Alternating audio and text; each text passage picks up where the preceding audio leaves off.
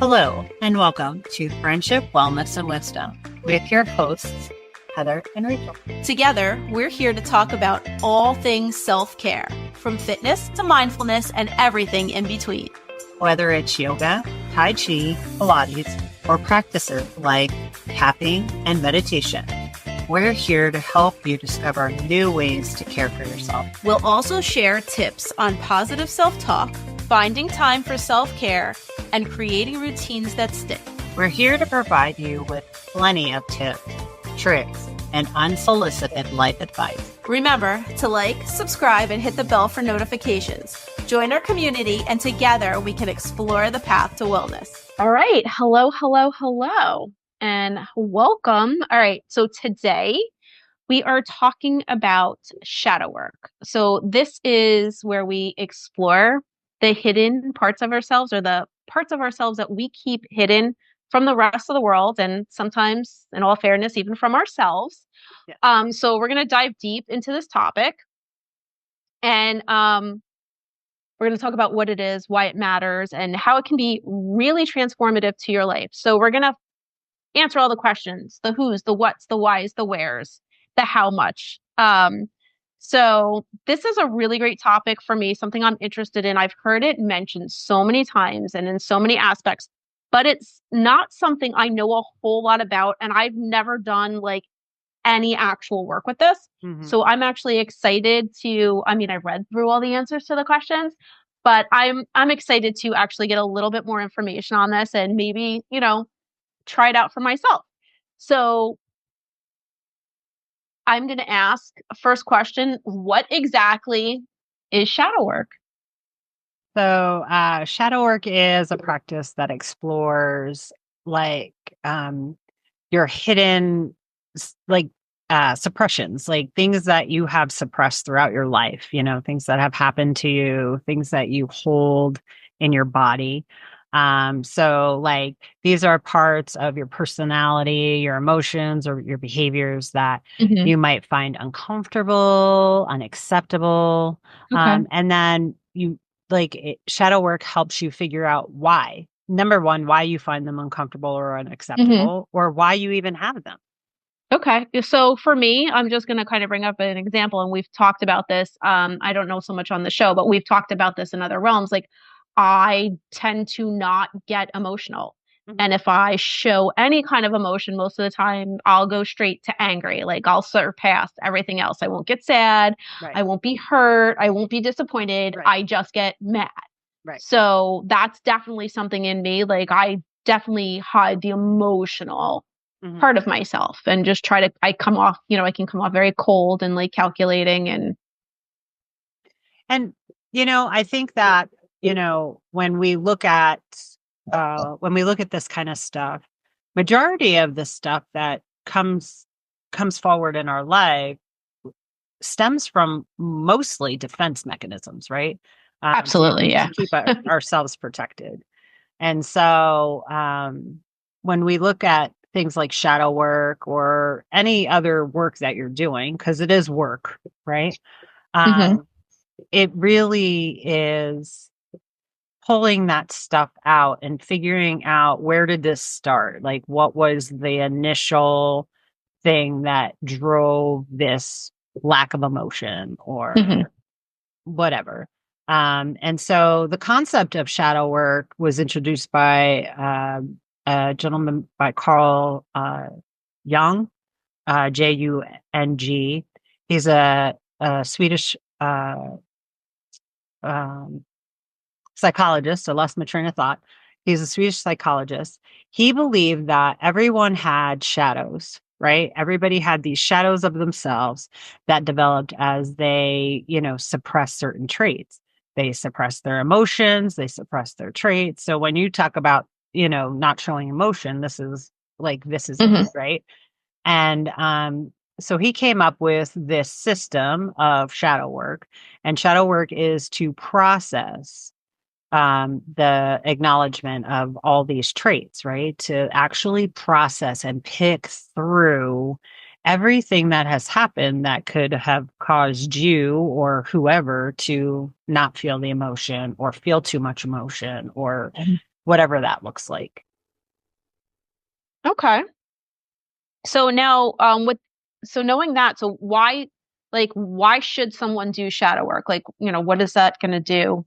Yeah. So shadow work is going to help you heal emotional wounds. They're going to help you break negative traits and patterns. It's going to help you improve self-awareness. We talk about self-awareness all the time on the podcast, right? And Mm-hmm. it's going to help you improve self-awareness because it's going to make you understand why you act or react to certain things or why you don't act or react to certain things. Okay. um, it's a way to address the root cause, right? The root cause of the behavior, the feeling that holds you back from growing and moving forward and thriving, because a lot of these things stop you from thriving. They become heavy and weighted. Yeah, absolutely. And I feel like a lot of this stuff is we develop all of these habits and then just attribute it to, oh, that's just how I am, right? That's just my personality. And the thing is, yeah, it might just be your personality, but we create and develop our personalities and habits like over time, which, is pretty fascinating. And as, Yeah. I'm getting older, I'm learning that, yeah, I actually can change some of these things. Yeah. And it's a lot of work. Don't get me wrong, because, ingrained habits are super hard. They can be really hard to break, and you really have to want to do the work to do it. But it's something that is, definitely possible, attainable, achievable. Yeah. And I think first recognizing, right? I mean, not everybody can recognize things. And when you do things like this, shadow work, CBT, things like that, then you can recognize where these things come from, right? Right. But I feel like too, like recognize, like that's really just the first step in all of that. So you Yeah, can totally. recognize like where it came from, but then I think, where this really comes in is knowing what to do with that. Like once you do recognize it, like what are the steps that we take to then improve upon things that we know that we want to fix. Yeah. And again, like, and that's where the work part I really feel like comes in. Um, so how does shadow work benefit relationships? Like, how is that gonna, like, doing this work, what's it gonna do to benefit my interpersonal relationships, my relationships at work, like with my family, with my friends, like With yourself. with myself? Oh, that one's scary. Um, Okay. by doing shadow work, you reduce your pattern, right? You reduce the pattern of these constant things, right? I think when when you can be self-aware and you can know where things root from, you can really respond instead of react to a lot of Hmm. things, right? And so you lead a healthier life with better communication when you know what triggers you, why you get triggered. It helps you create deeper empathy for yourself, deeper empathy for others, because now you're at the root of the problem, and you can also see when you do shadow work, you can also see it in others, right? You're doing this work on yourself, but you can also see these trends in others. And so it really helps you empathize with Okay. other people and everything like that. And then you have fewer misunderstandings. You have fewer misunderstandings where you're not processing things well, where you're not communicating badly. Because, sometimes we just get frustrated about things and then we just say whatever we're going to say, and that's it. But we don't even know why we said it, you know? Yeah, it just kind of comes out in the moment. Yeah, and so we don't even really know what the root of sometimes when we're frustrated or scared or whatever, we don't even know why we're saying it. So essentially, it helps you take responsibility for your emotions and for your reactions and for your Okay. responses, and it improves the quality of communication with others. Okay. So what kind of issues might I expect to come up during, while I'm doing this type of work? Ooh. It all depends on who you are. Yeah, I was going to say this is definitely going to be different for everyone, right? Yeah. Yeah. But you know, you can look at it, you can possibly uncover fears, Hmm. shame, guilt, anger. All of that stuff comes from trauma and old wounds and unresolved everything, right? Okay. Because if you're dealing with it, if you're reacting or, responding or whatever to it, it's unresolved, right? Yeah. Something is bringing like it's kind of like a loop, right? A Hmm. memory loop, and it's just kind of bringing it up. So it it improves your emotion, right? It helps you be compassionate with yourself, which is huge, right? If you can be compassionate with yourself without judgment, things will start to fall into place. And so when you're doing this, a lot of things are going to come up. Shame, guilt are huge because you realize certain things that you've done or haven't done or whatever in your life. You realize that we create patterns. We create Yeah. patterns in relationships. Create patterns with ourselves. And so when you look at, you know, when you are the common denominator to a lot of things, Well, I mean, if you're not the common denominator in your own life, no, but I mean, like when you see certain patterns in mhm, arguments and things like that, and your whole entire life, you're like, why is everybody always coming at me like that? And it's like, well, let's do the work. right. And so, um, yeah, so I think it's something that helps you kind of govern yourself Okay. and So that would be good too, because you know what? I mean, the other one, and I'm just gonna like throw this out here really randomly, but the other thing I notice that I do like all the time is I am constantly trying to justify my actions, even when no one asks for an explanation. yeah, yeah, Like, so that's definitely something I would love to like kind yeah, of focus in on and figure out because I'm like, no one asked. Like, you don't need to explain this. Like, right. And I think we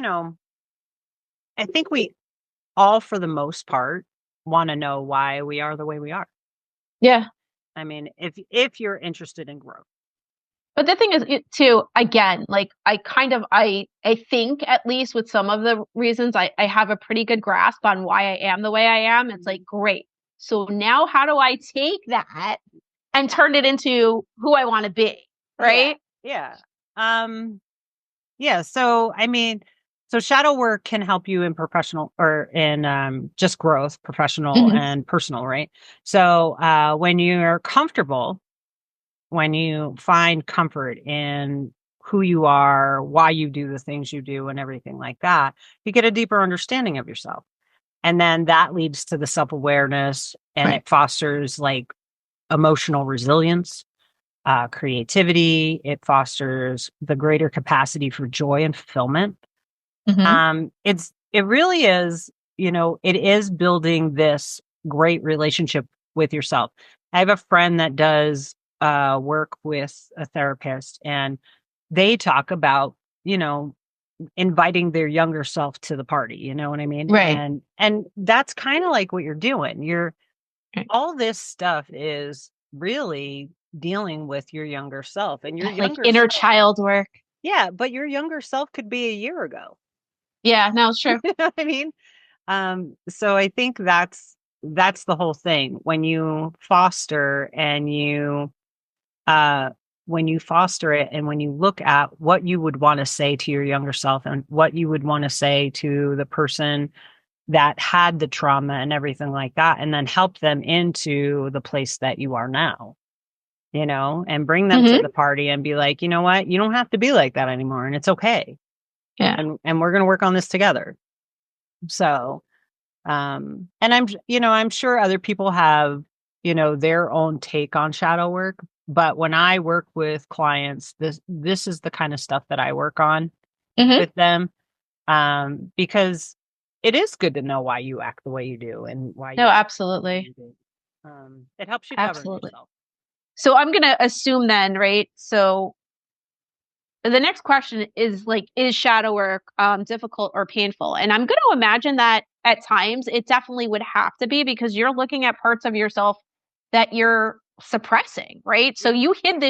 you hid this stuff from yourself and the world for a reason. Yeah. So like you've got to be willing to like have, have a little pain, have a little sorrow, and like Yeah. kind of really dig deep in order to do this. Yeah. And when you say, is it difficult, is it painful, it's it's a it's processing, right? Mm-hmm. And it's reliving moments that were uncomfortable. It's Right. reliving times that you suppressed and tried to get out of and fought through and cried through, and these are not comfortable times, or else you wouldn't be suppressing them.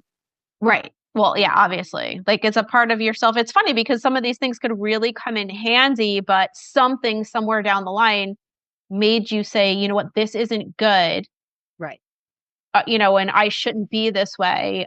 Even if it could be helpful for you later, like, there was some instance that kind of told you, no, no, no, like this isn't good. Get rid of it. Well, and know that a lot of times, sometimes the shadow work is you working through being a victim, Right. right? And so you now are reliving those moments to figure out why you respond in the way you do or react in the way you do. And that is very uncomfortable. That is very painful. And that, it's very difficult. But once you get to the other side of it, it winds up being like a weight lifted, right? Hmm. Because you're carrying around almost like a secret you. Right. And once you can come to terms and figure it out and work through it, then you're free, Right. right? And so I think, yeah, it's difficult, it's painful, but the other side of it is The refreshing. work is worth it, like Yeah, kind of a thing, it's right? freeing and refreshing and lighter, Okay. if that makes sense. Yeah, absolutely. Absolutely. I mean, definitely. I think, anything worth doing, right, is you just there's gonna be some work in it. You're gonna just all Yeah. right. So how do When we you get started? How do we how, do this work? how do we do it? Okay. So a great starting point is journaling, right? I talk Okay. about journaling all the time. I love journaling. Journaling helps me get all the dust out. And Mm-hmm. so that is the best place that I can suggest people start journal. Write down the things that you're afraid of, write down the triggers, write down the reoccurring patterns that you have, right? Mm-hmm. Like you said, the feeling thing. If every time you kind of weed through that and you be like, oh, A, B, and C happened, and this is the way I felt, but this is the way I actually reacted, Right. right? And then you can start bringing things to surface of why it's happening, right? So when you put pen to paper, it's huge. And then meditating and mindfulness practice. I can't say enough about that. Breath work, can't say enough about that. But the meditation and mindfulness practice will connect you with yourself. It's going to connect you with being aware and being conscious instead of going through life in autopilot. And then you might also consider seeking guidance from a therapist, a coach, a specialist. Um, I have a lot of people that I work with that I teach shadow work, and then I give you the tools, and then it really is up to you to do the work, right? Right. I give you the tools to do the work. And so, Okay. but there's so many things out there. There's tons of books. Deep Rose Chakra has a really good book, and Johnson, the other gentleman's name is Johnson, and I thought I had it in my notes, but we'll find it and Okay. we'll put it in the show notes. Two really good books that I recommend all the time. Oh yeah. So you've got Your Own Shadow by Robert A. Yeah. Johnson and The Shadow Effect by Deepak Chopra. Yes. And honestly, those two, I can't say enough about them. Those two books. That's good because sometimes like I've read some books by Deepak Chopra that are like really easy to read, and then other ones he gets, super sciencey, and Yeah. I'm like, I'm not smart enough to read this book. But but you are. Right. I So I I'll have to check that out. I always tell people it's like watching a movie. Sometimes you'll watch a movie and you'll be like, that movie didn't resonate with me. I didn't like it. And then a year later you watch the movie and you're like, that was the Yeah. best movie I've ever I've done that with a few, like with movies and books. And I'm like, oh, Yeah. wow. I'm like, I didn't Right. think I would like that, but it, it actually ended up being really good. See, but as far as this goes too, like, I think too, if I had like the meditations, or I'm someone who, unless I'm feeling something like right in the moment, like when I get like super emotional, I love to write things down and I'll journal really quickly. But then again, like, me, I'll go off on a tangent. Surprise, surprise. So for journaling, like anything with like journal prompts, like Yep. I do really, really well with specific directions. Yeah. And that's why I feel like I might need like some, like either a book that takes me through step by step, or someone to guide me through it, to be like, here's the meditation. Here are the journal prompts. Do like X, Y, Z, Right. and then come back to me. And then, I think with that, especially for me, I do really well. It's like, okay, take me through this point. Let's talk about now, like Right. where this brought me to, and then move forward. Yeah. And I think like I can guarantee YouTube probably has a gazillion and one shadow work meditations. Yeah, I'll have to check that out. I'm like, all right, you can find so many things on YouTube. It's crazy. Oh no, there's a video for everything. I mean, I literally look up, like I get something new and I don't know how to use it. I'm like, there's gotta be a YouTube video on how to do this, And then there's workshops, like there's retreats and group workshops and things like that. It is really nice to do shadow work in a group if you're open to that, because it helps. There's something about doing it in a group that helps you with the vulnerability, that everybody in the group is being vulnerable. Right. And you can all come out on the other side together. Yes, your trauma is not the same. Yes, your shadows aren't the same. But you're sharing that experience. And I think that can be like really just so like comforting. Yes. And it's cathartic. It is so cathartic when you have a room full of people that are in that same mindset as you, that you all need this work, right? You all need to come out on the other side. So by the time you're done with the workshop, you've built community and you now have the tools and you've done a lot of the work. The work is never ending, but you've done a lot of the work to move forward. And so I always suggest any kind of thing that you can create community when you're doing it. That to me is like priceless.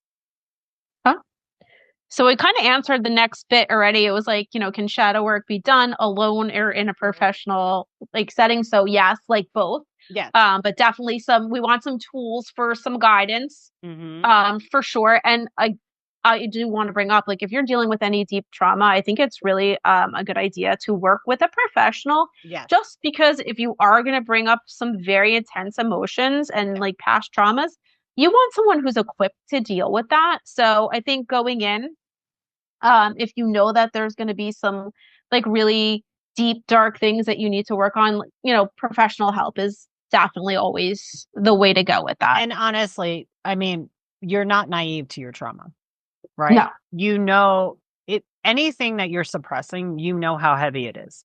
I know a lot of people, especially in our generation, we have pushed a ton of stuff down. Well, that's what we got told to do. You got told to suck it up, walk it off, not to cry unless you wanted something to cry about. Like, how many times did you hear that? You better stop crying before I give you something to cry about. Right? What's up with your head? I'm channeling my inner 80s child. I love that. Inner 80s Jersey girl. I like it. I'm like, yeah. Oh my God. Woo.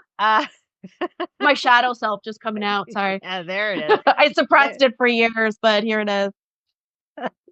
But I think a lot of people in our generation, I mean, I think all the generations deal with their own whatever. And we all had our unique issues. I can only speak for our generations because we're in it, right? Yeah, exactly. But a lot of us are doing work now in our 50s, right? Yeah. We're doing the work now because we're just realizing that we lived traumatic childhoods. Right. We didn't realize it before.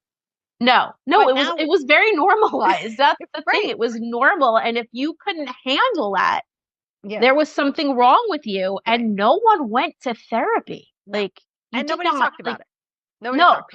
you absolutely did not talk about it. No. Because more than likely, if you brought up that you were feeling a certain, which is why I don't have emotions, if you brought up why you were feeling a certain way, someone would tell you why you were wrong for feeling that Yeah. and why you should be feeling something else. Yeah. You're not really Like you're not really feeling that.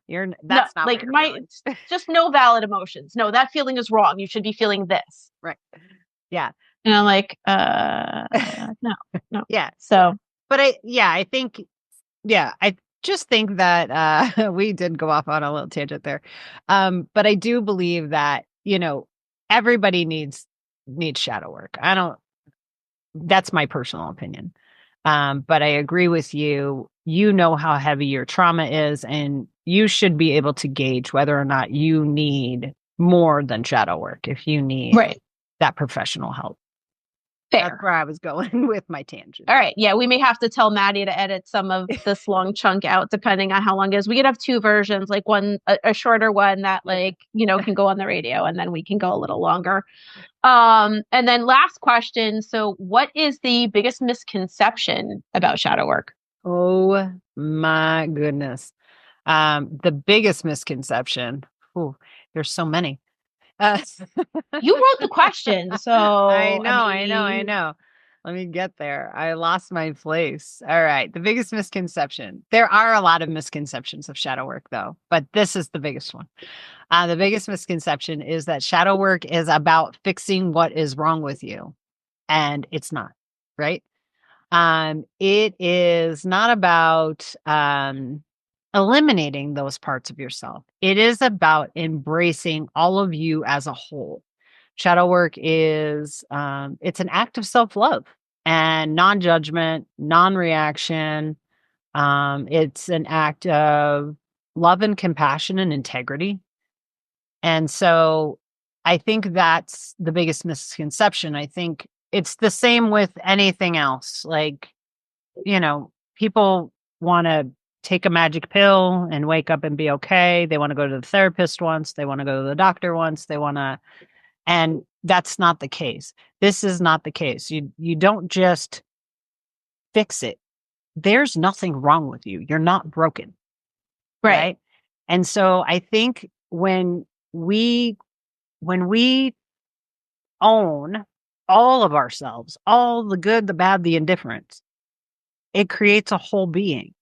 And I think that's the misconception about so many things in holistic wellness. Right. It is creating a relationship with you as a whole. It's not necessarily loving every part of you, but it's accepting every part of you. Right. And that can be really hard to do. And I think most of us I'll try to keep this very short, just between like society and civilization and organized religion and community and all that, we have, this vision of what is accepted and what is not accepted. And when we don't fall into those lines, which most of us don't, right, we really feel like there is something wrong with us. Yeah. And I think that's the really rough thing. And I feel like most of us are struggling with that and trying to find a way to fit in because, as humans, we need that community. And I think the best thing to understand is we all have these things. Yeah. And we all have this work that we kind of need to do. And it's really okay. Like you're human, like you're not perfect. None of us are. And there's reasons, for all of this. So we'll talk to you again next time, guys. Know that bye. Just like everything else, it's a journey of self-discovery. Yeah. And know that today you are a different person than you were a year ago, 2 years ago, 10 years ago. Next year, you'll be a different person than you are sitting here today. And so when we do this, you are discovering and rediscovering yourself all the time. All the time. Life never gets easier. You just hopefully get the tools to deal with it, right? You hopefully Yeah. build enough tools in the toolbox to be accepting of every part of you and to show yourself some love and compassion. That's like if I could share nothing else. Right. Yeah. Nothing changes until you start at home and you start with giving yourself the time that you deserve. That's the biggest part. And if you take nothing from this other than be okay with who you are, accept who you are, who you really are. Right. Because I can guarantee 99.99% of the time, you are a dynamic human. Yeah. And, people deserve to see a dynamic human. You deserve to be a dynamic human. So, yeah. All right. Well, that was really informative. I feel like I got a lot, like I learned a lot more about that because it was a topic I kind of only knew like a little bit about. So that is definitely interesting and some work I will definitely be, checking out, looking into. We'll look on YouTube to see if there are, in fact, those types of meditations, which I'm sure there are. So we'll just say thank you for being here and we'll talk to you again next time, guys. Yeah. Bye. Thanks for listening to Friendship, Wellness, and Wisdom. Don't forget to subscribe or follow us wherever you get your podcasts. And follow us on social media for more updates. See you next time.